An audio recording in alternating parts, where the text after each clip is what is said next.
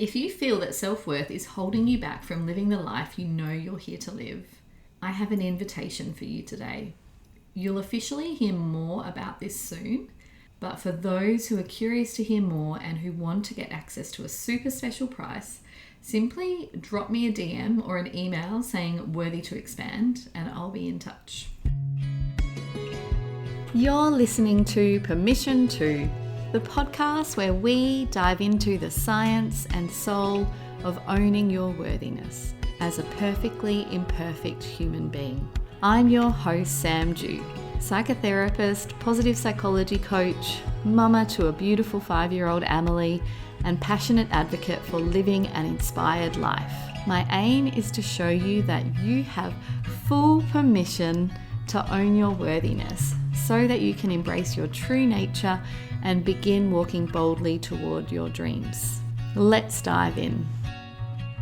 Hi everyone, and welcome to another episode of Permission To.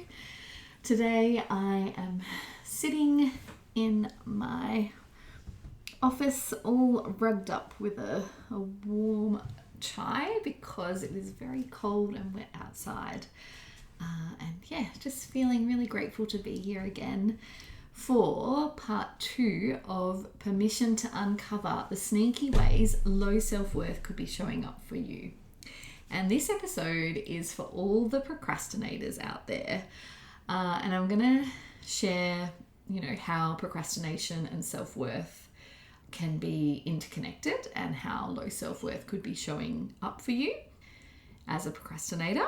And I'm also going to share a suggestion for how you can work through this and some other ways to support yourself to increase your sense of self-worth. And this is part 2 of this episode. So if you haven't listened to part 1, which is all about pushing yourself and sometimes going too hard to prove that you're worthy, then feel free to also jump on and listen to episode 1. But they don't necessarily need to be listened to in order.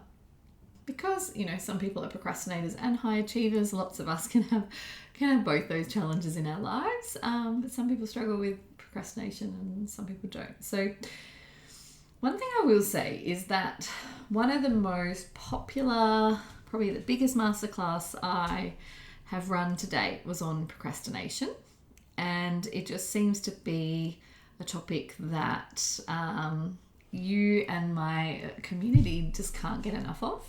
And I think that's because, most humans procrastinate, right? I mean, by the way, I'm talking about problematic procrastination because there is some research that a certain level of procrastination is really good for your creativity and having that white space in your day and daydreaming and a little bit of procrastination can actually be quite good for productivity and for creativity. But I'm talking about when you recognize that procrastination is a problem in your life, when there's something that's really important to you and you just keep putting it off and you keep putting it off and, you go and do the washing or the cleaning or watch TV instead of doing something that's really, really important to you.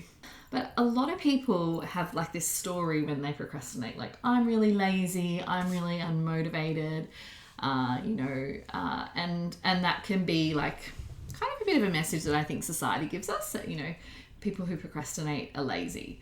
Obviously, I know that that's not true, and I hope that you do too. I think that's one of the myths of procrastination. Actually, there are quite a few different inner world challenges that can be the cause of procrastination. Today, we are going to focus on the worthiness piece. So one of the biggest causes of procrastination is low self-worth and that belief that you're not good enough. And one of the best examples that comes up for me straight away is the amount of students that I supported as a psychotherapist who would be very, very stressed about university but continue to procrastinate. They'd have an assignment due, they'd map out a plan, they'd schedule the time in, and then they just found themselves just chronically procrastinating. And when we kind of drilled a bit deeper into that behavior and what was actually going on, they would often have thoughts running through their head what's the point? I'm not going to be able to do this. I'm not going to do a good enough job. And often those thoughts weren't really in their awareness at the time. They would just think, oh, I don't feel like doing it. I'm going to watch TV, or I'm going to watch a movie, or I'm going to go see my friends instead. But when we really, unpacked it together in session, that would often come up. So some of the thoughts or the stories that you might have if you believe that you're not good enough that leading to procrastination are like, I'm not good enough, so what's the point? Predictions of failing, like, what's the point of launching this course? Like, it's never going to succeed anyway. Some people have a rule like better not to try than to try and fail. And so, we need to have a pretty strong sense of self-worth to be willing to take risks and risk failing. And so, sometimes even high-achieving people don't want to take risks or do things that they're not like 100% sure they're going to do well at. This story often comes up. If I try things, then my inadequacies or my not enoughness will show through.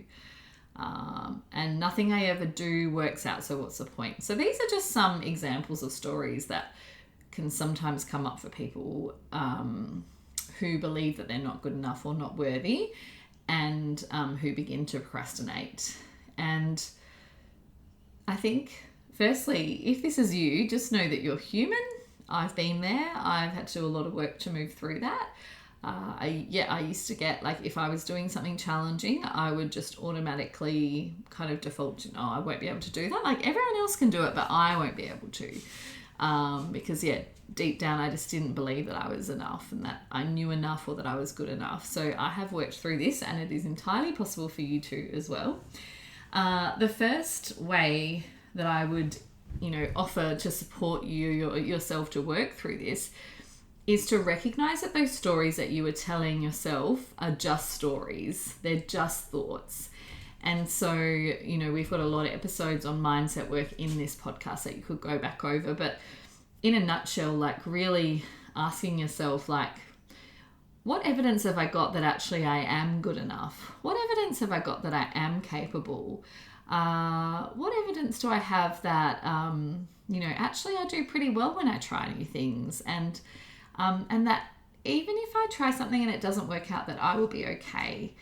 So just recognizing those stories aren't true.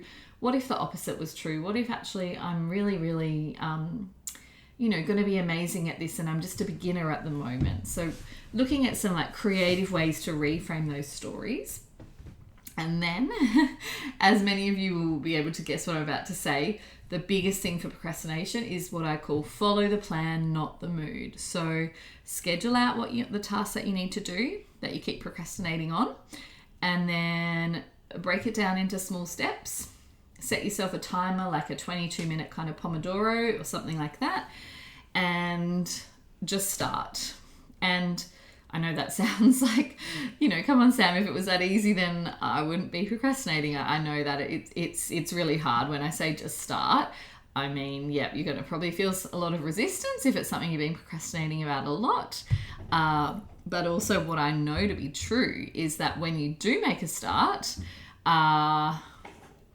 you basically trick your brain. If you can tell your brain, if it really doesn't want to do something, okay, let's just do 10 minutes of this, or let's just write like the introduction to this essay, or, let's write the first line of the sales page, or whatever it is you're working on that you're procrastinating.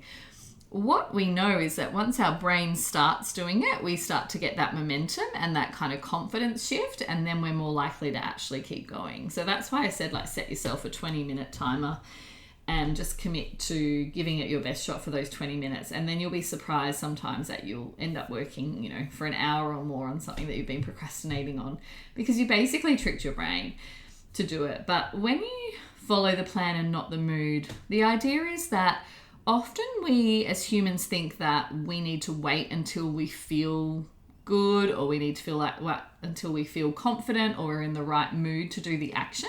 But actually often doing the action is what will shift your mood and shift your confidence as well. So if you're aware that, you're struggling with your low self-worth a little bit at the moment, and that you're procrastinating, the procrastination can continue to make you feel bad about yourself, whereas actually taking action can make you feel better.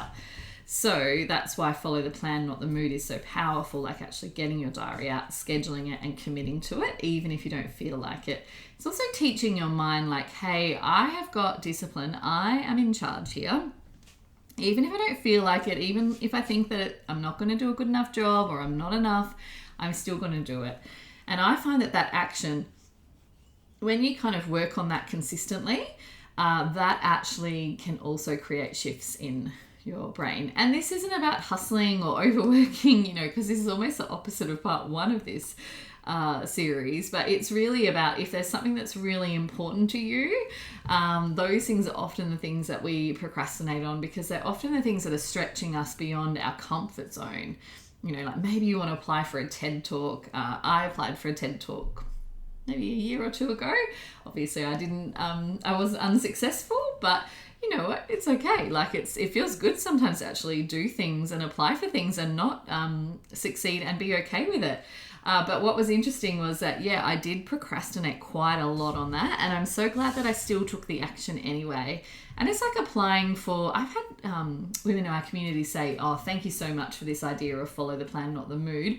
Because I literally applied for my dream job. And even though I didn't get it, I still feel so good that I went for it. And that's what I really, and the next time you apply for it, you might get the job. Like I'm not saying that you're not going to get the job either. Or you're not going to be, be on a TED Talk eventually. But it's, the action of actually going, you know what, I am worthwhile, I am enough, I'm going to apply for this, and I'm going to love myself and be good to myself, whether I succeed in inverted commas or not. So that is a way that you can kind of really move through this sneaky procrastination kind of low self-worth.